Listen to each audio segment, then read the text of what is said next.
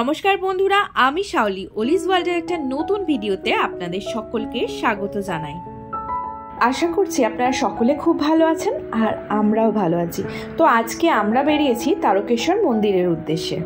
সৃজার একটা মানসিকের পুজো ছিল, সেটাই দেওয়ার জন্য আজকে বেরিয়েছি তারকেশ্বর। আশা করছি আমার আজকের ভিডিওটা আপনাদের ভালো লাগবে।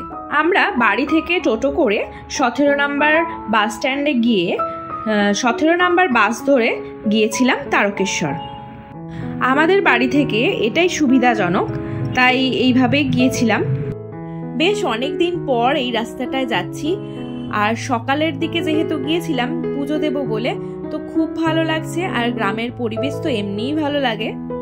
বেশ বহু বছর আগে এই রাস্তায় ছিল আমাদের নিত্য যাতায়াত, মানে কলেজে যখন পড়তাম তখন রোজই আসতে হতো তারকেশ্বরে। তো এখন আমরা পৌঁছে গেছি তারকেশ্বর বাস স্ট্যান্ড। এখান থেকে আমরা টোটো ধরে মন্দির যাব। যেহেতু মা বাবাকে সঙ্গে নিয়ে এসেছি, তাই অতটা হেঁটে যাওয়া যাবে না। বাস স্ট্যান্ড থেকে খুব একটা বেশি দূর তারকেশ্বর মন্দির নয়, হাঁটা পথই। বাস স্ট্যান্ড থেকে সোজা গেলেই রেলের ওভারব্রিজ দিয়ে সহজেই পৌঁছে যাওয়া যাবে 5 মিনিটের মধ্যে তারকেশ্বর মন্দির। তবে একটু রিস্ক আছে, ওখানে নাকি টিটি দাঁড়িয়ে থাকে, অনেক সময় ধরে। তো টোটো ধরে আসতে গিয়ে আমাদের বেশ দেরি হয়ে গেল। আর এখানে আমরা পৌঁছে গেছি রাজবাড়ির গেটের সামনে। এই গেট থেকে সোজা হেঁটে গেলেই রাজবাড়ি। আর রাজবাড়িতে রয়েছে লক্ষ্মীনারায়ণের মন্দির, আর সেই মন্দিরেই রয়েছে ভোগ খাওয়ার ব্যবস্থা। ভোগ খেতে গেলে মোটামুটি 10:30টার মধ্যে এসে টিকিট কাটতে হবে। টিকিট মূল্য 50 টাকা। তারকেশ্বর মন্দিরে কিন্তু পৈতে, বিবাহ অনুষ্ঠান এইসবও সম্পন্ন হয়। তার জন্য আগে থেকেই যোগাযোগ করতে পারেন রাজবাড়ির এই কাউন্টারে। তো এটাই হচ্ছে তারকেশ্বরের রাজবাড়ি। আর এই রাজবাড়িকেই বাঁদিকে ফেলে আমরা সোজা এগিয়ে যাব মন্দিরের দিকে। এই রাজবাড়ির মাঠের মধ্যে দিয়েই আমরা এগিয়ে গেলাম মন্দিরের দিকে। আর এই রাজবাড়ির মাঠের ভেতর দিয়ে আসতে গেলে মন্দিরের মানে দুধ পুকুরের সামনে দিয়ে আপনারা মন্দিরে আসতে পারবেন। আর মন্দিরে যাওয়ার রাস্তায় পাবেন এরকম অনেক সুন্দর সুন্দর বিভিন্ন জিনিসের দোকান। তো এখন চলুন আপনাদের সাথে শেয়ার করি মন্দির কখন খোলে আর মন্দিরে কখন কখন পুজো হয়। এই মন্দির খোলে ভোর 4টে মঙ্গল আরতির জন্য। তারপরে খোলে সকাল 6টা থেকে 9:30 পুজো ও জল ঢালার জন্য। তারপরে খোলে 11টা থেকে 1:30। বিকাল 3টে রাজবেশ দর্শন হয়, পুজো ও প্রসাদ বিতরণ হয়। 4টে মন্দির বন্ধ হয়। সন্ধে 6টায় হয় সন্ধ্যা আরতি, আর রাত্রির 8টায় মন্দির বন্ধ হয়ে যায়। এখন আমরা চলে এসেছি মন্দিরে পুজো দেওয়ার জন্য। আর এই যে লাইনে দাঁড়িয়ে রয়েছি, আমরা ওই 10:30 থেকে 1:30টার যে লাইনটা, ওই লাইনে দাঁড়িয়েছিলাম। আপনি যেভাবেই আসুন, এখানে কিন্তু লাইনে দাঁড়িয়েই আপনাকে পুজো দিতে হবে। এটা হচ্ছে তারকনাথের মন্দিরের সামনেটা। যদি ওখানে ফটো তোলা, ভিডিও করার নিষেধ, তাও আমি আমার সামর্থ্য মতো আপনাদেরকে দেখানোর চেষ্টা করলাম। আর সামনেটায় কত ভিড় দেখুন। অনেক মানুষই কিন্তু এরকমভাবে বাইরে থেকেই দর্শন করছেন। তো পুজো দেওয়া আমাদের এখানে হয়ে গেছে। আর এই যে এখানে সৃজা টিপ পরে নিল। মন্দিরের সামনেটায় রয়েছে নাট মন্দির, আর সেখানে রয়েছে নন্দী।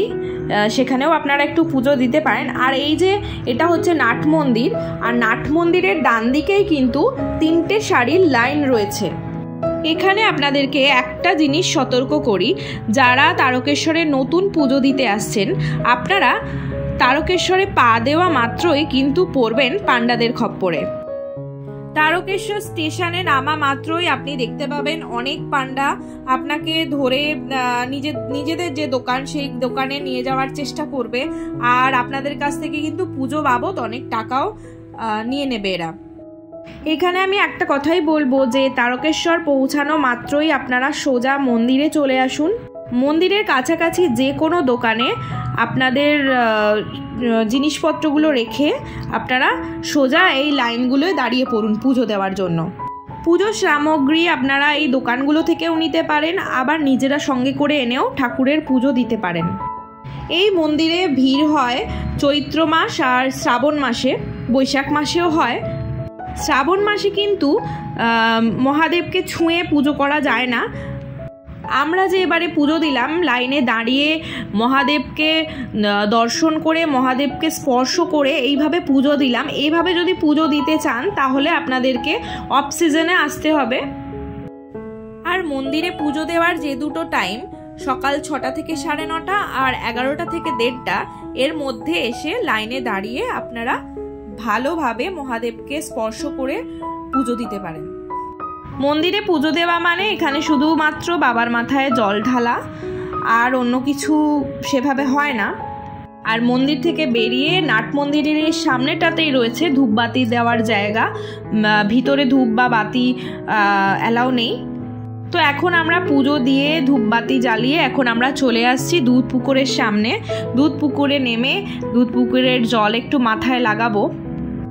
তো এখানে অনেকেই স্নান করছেন, স্নান করে বাবার মাথায় জল দেবে, কিন্তু আমাদের যেহেতু বাড়ি কাছে সেই জন্য আমরা বাড়ি থেকেই এইসব সেরে এসেছিলাম। এই দুধ পুকুরের সাইডে দেখছেন কত দোকান। এখানে এই সমস্ত দোকান থেকেও আপনারা পুজোর সামগ্রী কিনে নিয়ে গিয়ে মহাদেবকে পুজো দিতে পারেন। আপনারা যারা দূর থেকে আসবেন তাদের জন্য বলি, এখানে কিন্তু ঘর ভাড়াও পাওয়া যায়। ঘর ভাড়া 100, 200, 300 মানে সব ধরনেরই ঘর রয়েছে এখানে, এবং এসি রুমও রয়েছে। অফ সিজনে যে ঘরের ভাড়া 200 টাকা, সেটা কিন্তু সিজনাল টাইমে 400 টাকা হয়ে যায়। এখানে কিন্তু মিনিমাম 12 ঘন্টার জন্য বা আপনি ভাড়া নিতে পারেন, এমনকি আপনি 24 ঘন্টার জন্য রুমগুলো ভাড়া নিতে পারেন। 24 ঘন্টার জন্য হলে এখানে ডবল টাকা চার্জ করে। আর একটা ব্যাপারে সতর্ক করে রাখি, মন্দিরে যেহেতু খুব একটা নিরাপত্তা ব্যবস্থা নেই, সেই জন্য সোনা গয়না বা টাকা পয়সা বেশি না নিয়ে আসাই ভালো। এখন আমরা চলে যাচ্ছি আমরা যে দোকানটায় জিনিসপত্র রেখে পুজো দিতে গিয়েছিলাম সেই দোকানটায়, সেখান থেকে প্রসাদ নিয়ে নিলাম। আর এখন আমরা বেরিয়ে পড়েছি মন্দির থেকে। আর মন্দিরের রাস্তার ধারে ধারে আপনি দেখবেন বিভিন্ন ধরনের এরকম আচারের দোকান। এই আচারগুলো ভীষণ ভালো লাগে, তো এখান থেকেই আমরা কিছু আচার কিনে নিয়েছিলাম। তারপর আবার মন্দির থেকে টোটো ধরে আমরা চলে এসেছিলাম বাস স্ট্যান্ড। হাঁটা পথেই আসা যায়। আমার আজকের ভিডিওটা কেমন লাগলো অবশ্যই জানাবেন, আর যদি ভালো লাগে থাকে তাহলে একটা লাইক, কমেন্ট, সাবস্ক্রাইব করবেন। সকলে খুব ভালো থাকবেন, সুস্থ থাকবেন। তো আমাদের সব পুজো টুজো সব দেওয়া কমপ্লিট হয়ে গেছে, এবার আমরা বাড়ি যাচ্ছি। তো এখনকার মতো ব্লগটা এখানেই শেষ করছি। দেখা হচ্ছে পরে।